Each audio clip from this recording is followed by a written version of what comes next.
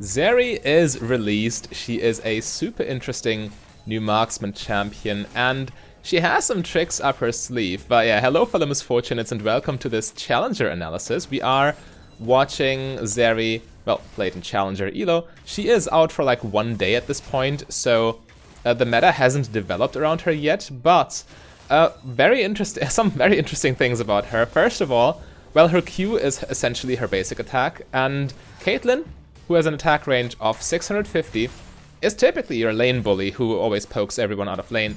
But Zeri's Q range is actually 825. So yeah, she has a massive range to play with. She is squishy, and she also has one of the lowest mana pools I've ever seen, like 250 at level 1. Caitlyn has like 325. Her Q has no mana cost though, it's literally just an auto attack, and she only needs to ever pay for her W and her E. So that's fair, I guess. This Challenger player, they went for the setup of Lethal Tempo, Presence of Mind, Legend Bloodline, Coup de Grace, with Taste of Blood and Ravenous Hunter, so nothing too exotic here. Yes, Lethal Tempo does fully apply on her Q, including the range increase, if I'm not mistaken. And obviously her Q cooldown gets decreased with attack speed. It's literally just an auto attack. I mean, if Riot cared about our muscle memory, they would have just put her quote-unquote actual auto attack on her Q and her current Q spell on her right click. Because I don't, well, actually no, this wouldn't do it justice, because you can just spam Q into the void, right? For auto attacks you need to actually click something, so there is actually a benefit of having that, because against the stealth champion you can just press Q and hit them regardless if you know where they are. And also you can auto attack into bushes where you have no vision with your Q and stuff like that. So there are actual benefits to it now that I think about it. So yeah, actually quite good. However, the caveat is that, yeah, okay, there are actually major differences. I see why Riot are not doing it that way, because your Q can be blocked by minions, for example. So your Q, which is essentially your auto attack, you need to actually hit them, and you cannot attack them in a wave, pretty much. Okay, we see a nice little fight here. And yeah, they get it. Lethal Tempo kick into gear, yeah, okay, Lethal Tempo quite strong. They caught them out there. So Karma and Zeri actually have some very interesting synergies, because Zeri's passive reads as follows. Whenever she attacks a champion with a shield, she gains 60% of that shield herself. And whenever she gets 10% move speed whenever she receives a shield. So this should also work with Overheal, for example. But it's not too practical, I guess, because Overheal is like a shield you get once and then you just keep it. You don't just remain sped up with Overheal whenever you have it. So it's the 3 seconds duration is really, I don't know, making it awkward for stuff like Bloodthirst and Overheal. However, there is an interesting synergy with Immortal's Shield Bow, because Shield Bow triggers when you're under attack, right? So when you're getting hit and when you drop low, the shield triggers to protect you so you can survive, hopefully. And Zeri can actually use this shield for the 10% movement speed bonus, which is not bad by any means. 10% is a lot. And then she can maybe even run away or kite away or whatever. So Shield Bow definitely interesting on her. Overheal not as much, I would guess. But Presence of Mind, I don't know. About the rune setup, I personally would say Presence of Mind is, well, it's not really necessary, because you have a low base mana pool, so probably it's better to just go Biscuits, because Biscuits give you 150 flat mana once you have all 3 of them. And when you have a low base mana pool, that's probably more than enough mana regeneration, right? Okay, she clears the wave. Nothing too unusual there. I mean, you kind of always have to clear waves as Zeri, because you can never really trade when there are minions nearby, right? Obviously we see Q max here. Q is, again, essentially your auto attack. It also applies on hit effects, it can crit, it does everything an auto attack does. Your actual auto attack is like a spell. So, you can play her AP and AD, because, again, you have AP scalings, I think even your Q, right? Does it? Okay, so your actual auto attack only has AP scalings. The active Q cast is literally just physical damage. So it does apply on hit effects though, so you can play a hybrid build maybe with Nashor's Tooth. again, I think AD carries that can be played both AP and AD are very good if you want to one-trick, because typically as an AD carry, well, you only deal physical damage, right? For me, for example, I'm a Misfortune one-trick, so whenever I'm first or second pick or something like that, and then my team just picks an AD mid laner and an, I don't know, AD jungler, AD top laner, and we have 0 AP damage, then we're kind of screwed, right? I have to dodge. Ooh, okay, we're going all in here with ulti. This is where it gets interesting. Stepping the trap is annoying, but you have so much movement speed, it shouldn't really matter. Okay. Oh, the chain lightning, just enough damage for Ignite to finish them off. Yeah, her ultimate seems like a very, very strong team fighting tool. Also, probably a reason, I don't know, maybe pick Triumph instead of Presence of Mind, because I don't really think you need the mana resets with Zeri. It's better to just stay as healthy as possible to keep going and going in team fights. So, about the Q thing, or about the AP-AD thing, yeah, with Zeri you don't have that problem. When your team picks full AD, you can just go AP. You can say, screw it. My auto attack deals magic damage. Where is it? Yeah, passive. Zeri's attacks are treated as abilities. So you can just do so much with auto attacks, and with Nash's Tooth you have magic damage on your Q as well. Your W is magic damage that scales with... Can we see the... Yeah, we can see the tooltip. It scales with AD and AP, so it's actually completely fine. They're healthy. The ratio also seems quite healthy, because, you know, it's a lesser AP ratio, but AP is cheaper than AD, so it should be pretty much even. So you have this option with Zeri, which is high quality of life. But what I also like about this champion is that she is probably one of the better AD carries for a solo queue environment, simply because she is so flexible with her dash. Her dash is obviously a good tool in teamfights, but you can also just use it to jump walls, and if the enemy isn't Kayn or Talon, they can't follow you. So it's very hard to actually be overextended with this champion. And I mean, we all know how solo queue works. You have to be quite lucky to get peel from your teammates, and if you don't, you kind of have to, I don't know, look after yourself and see if you can escape. And Zeri probably can, most likely, because as far as I know, her W, or her dash, which is her E, not her W, is not really, doesn't have a lockout when you are in combat or something. So you can simply dash, or you can run towards a wall and dash across it, and you should be fine, right? So, I personally really like the design idea of this champion. I will definitely pick her up too.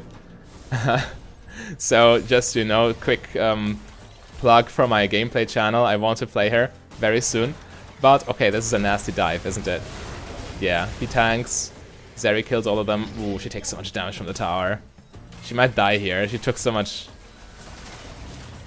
I wouldn't be surprised if Akali just kills them. Okay, 1,000,000 movement speed. Oh, wow. Alright, not sure if Akali could have played this better, but this Zeri, you just saw how squishy she is. 2 tower shots and she's like down to, I don't know, sub 50 health. But yeah, also I think her wave clear is actually better than it looks. So she does have her auto attacks and she does have her Q, but her Q is like, it's 7 smaller shots, right? So when you overkill a minion, the other shots will still fire and hit the minion behind that. So her wave clear is inherently better than that of other AD carries. Anyway, she has 5 kills now, so I guess we see a completed mythic item here. As far as item builds are concerned, again, you can play her in a multitude of ways, but what I've seen, I've stalked quite a few, well, not necessarily all pro players, but mostly challenger players, because pros haven't really, not too many, I mean, it's just day one, right? But the challenger and pro players I've stalked, they all went AD with crit. Some of them a little bit on-hit style with Wit's End, probably for her kiting with her movement speed. But yeah, we see Kraken Slayer here. Again, I personally think Shield Bow is promising on this champion. But I have to do some more testing myself, of course. She's highly contested in every lobby, so it's like that with any new champion. When you are trying to get them on day 1 or even day 2, or even just the first week, everyone wants them, so you can't really get that practice in. So yeah, we have to wait a little bit until the dust settles, and then we can do some nice experimenting with her. But Kraken Slayer, of course, is quite good with lethal tempo, because the more you can attack, the more you trigger Kraken true damage and whatnot. So I get it. But again, the synergies between her passive and shield bow, they also seem quite strong.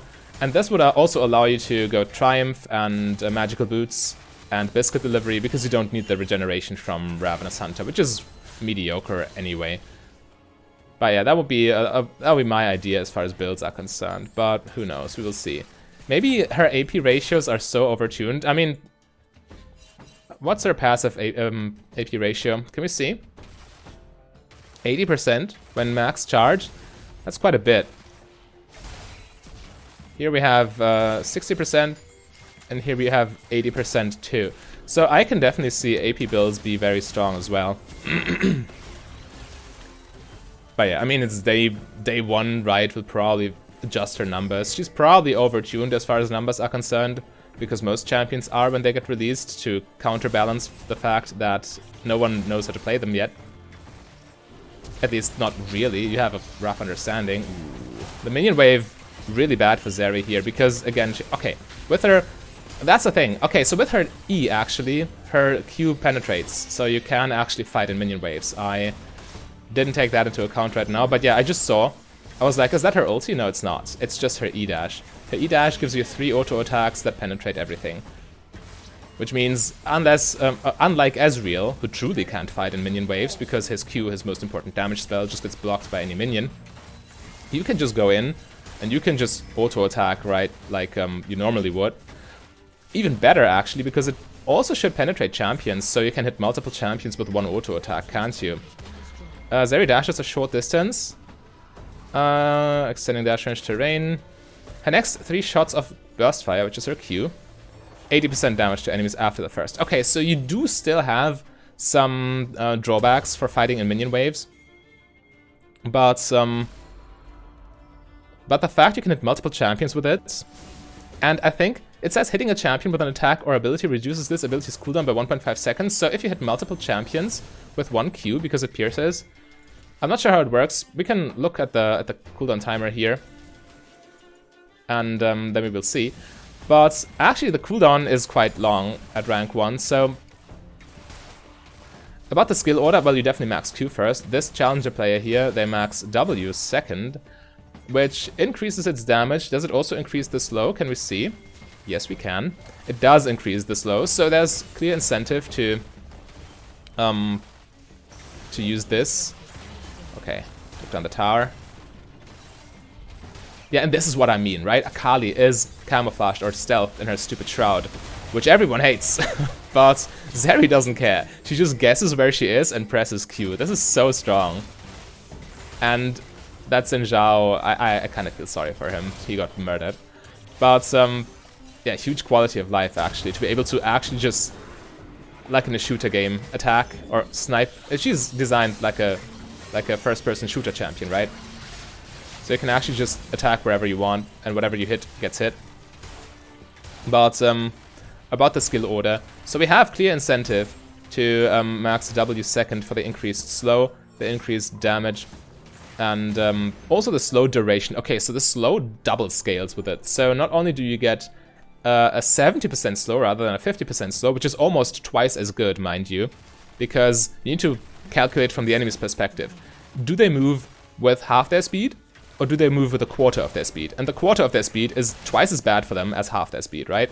So 70 is actually almost twice as good as 50%. And not only is it for a stronger slow, but it's also double the duration at max rank. So I can clearly see that incentive. However, what do we have here? The cooldown goes from, okay, she has, why is it such an odd cooldown? Where does she have her ability haste? Is she, no, it's not in her runes. Definitely. Sheen has haste? No, it doesn't. I'm not sure why the cooldown is not a clean number, but it does go down to well, 14 seconds is still quite long, but the piercing damage goes up to 100% eventually. So this is actually a very interesting consideration. Maybe Emax second is better for crit builds, because again, you deal better AoE damage, and you get more E-Sparks period in a team fight. Because the 1.5 seconds cooldown reduction is flat. So it's percentage-wise more important the lower your base cooldown is, which means this cooldown reduction per rank up looks way better. Or no, it is way better than it looks, right? But again, I can also see the incentive here. The slow getting bigger and the duration doubling, that's also very, very huge. However, there is a diminishing return there because, again, her actual auto attack, which is this charge thing here, this ability, her actual auto attack also applies a slow, and slows do not stack. The bigger slow just overrides the smaller one. So, how much is the slow? It's 40%, okay. I see. So, whenever you get this auto attack slow off, I mean, yeah, okay, just pressing W will override it. Nasty engage. You can just straight up assassinate people when you're ahead. That's wild. Okay, but this Zeri also got quite fed in this game. Let's be real. But this is a ranked game, mind you. This is not like a blind pick normal, whatever. This is ranked. And this is a challenger lobby. So, I mean, happens. It's a double-edged sword, right? Not only do you need to learn your champion, which is bad for you, but the enemy also needs to learn how to play against a champion, which is bad for them. I think this was also the problem with Zoe in the beginning, because nobody learned yet how to play around Sleepy Trouble Bubble. I see the fancy challenger recall here. So her win rate actually was a little bit better than it should have been in the beginning. Something along those lines. Okay, but as far as item builds are concerned, we see Essence Reaver, second item. So this makes Presence of Mind a little bit more redundant than it already is. And the spell-bait interaction with her spells, it should apply on her Q, right? Because her casting your Q, we can just see. Okay, no, casting your Q does not trigger Spellblade. You need to actually use your auto attack, which counts as a spell. Your Q active does not count as a spell, right? Yeah, it goes on cooldown. Oh wait. Oh wait, it does count. You don't need to cast anything. This is straight up broken. So your Q does trigger the Spellblade, and it also applies it because it's an auto attack. It's pretty much like Ezreal. Okay, so this is straight up bonkers, if you ask me. Yo. Okay, she wanted a little bit too much there. Let's be real. But there is a very, very interesting implication for this Spellblade interaction, because, well, obviously it's a 1.5 seconds cooldown, and with some attack speed you will definitely be, or even with 0 attack speed, you will still be able to cast Q more often than that. But if you go for Ingenious Hunter, which reduces item cooldowns, and potentially even Cosmic Insight too, you can potentially trigger Spellblade with every single Q cast, or every other Q cast at least.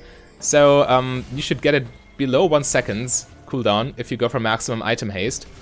And then I could even see, well, then I can see a very strong AP build with the newly buffed Lichbane, for example, because Lichbane is also on a 1.5 seconds cooldown. Oh, all the mobility in teamfights. Walking out of that Aatrox stuff, flashing the Akali. Yeah, this is brutal, but she lives. She lives, but it was close. Again, here, I would have loved to see Triumph instead of Presence of Mind. Yeah, but okay, she just murders everyone. But yeah, with the Spellblade stuff, trust me, this is definitely a thing you want to test, because, again, you don't even need a mana pool for this. You can just spam your Q for free, and it triggers Spellblade. It effectively gets an AP ratio in and of itself with Lichbane.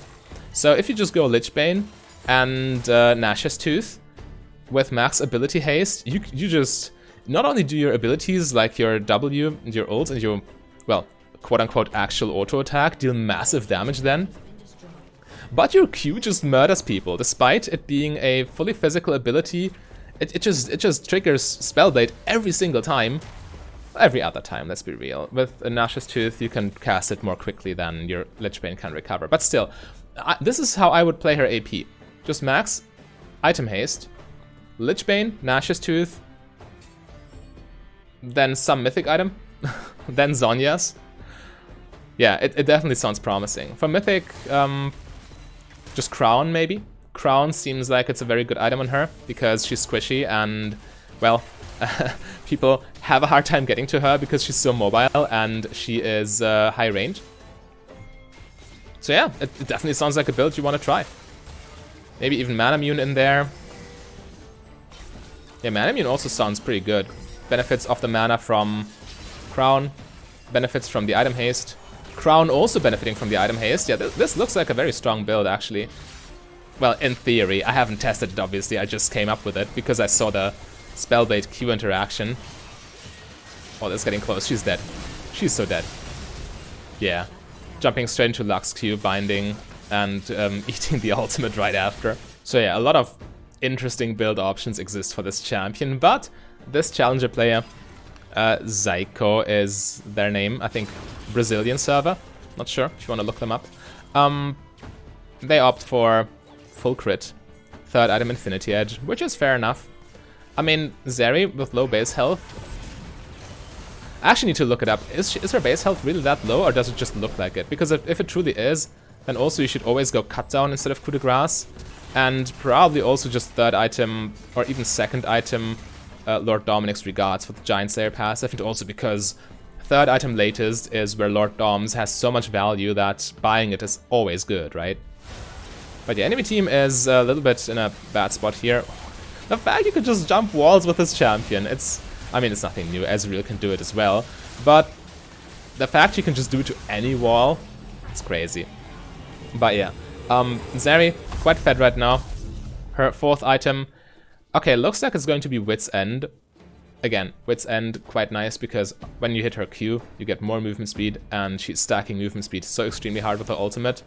I haven't talked about her ultimate too much right now, but it's essentially a Blitzcrank ult, as far as visuals are concerned, and it also, well, deals damage. I originally thought it would just mark the enemy target, just mark the targets or the enemies you hit, but the fact it refreshes as long as you keep in combat and you stack movement speed with it, and when you have Wit's End, which gives you flat 20 instead of a percent value, it's better at the beginning of the fight to actually keep stacking and get your first few stacks, and then you can just go wild from there. Obviously, also Wit's End is a crazy item, right? It got nerfed, but still very, very good, because not only because of the magic resist protecting you from burst-heavy mid lane mages, but the on-hit damage is literally just crazy. It's like, how much? At this level, it's probably more than 60 magic damage on hit. And the fact it's magic damage also makes it harder to itemize against you, because your damage is kind of mixed. It's already kind of mixed because of your passive, well, your Q passive, and your spells. So yeah, I mean, of course, if your damage would be purely physical, Lord Doms would be better. But still, if you go full crit and rely on your Q, I think armor penetration is still something you kind of want to have. Alright, but yeah, that's a Zeri in Challenger for you. Plus my thoughts, plus theory crafting. I'll definitely cover more Zeri in the future. And in general, this is just an educational AD carry channel, or educational league channel in general. So if you want to see what I do on here, then click the link on your screen right there.